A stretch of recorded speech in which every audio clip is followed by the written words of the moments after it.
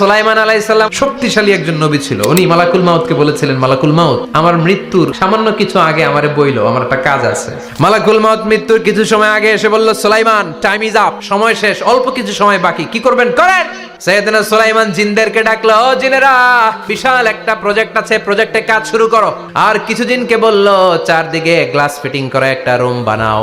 সাইয়েদনা সুলাইমান আলাইহিস সালাম glass fitting করা রুমের ভেতরে ঢুকলেন। এই রুমে ঢুকার দরজা নাই, হাতে একটা লাঠি নিলেন। কি নিলেন? লাঠির মধ্যে ভর করে দাঁড়িয়ে রইলেন আর জিনদের দিকে তাকিয়ে রইলেন। জিনেরা এত বদমাশ ছিল, সাইয়েদনা সুলাইমান দাঁড়িয়ে না থাকলে কাজ করতো না।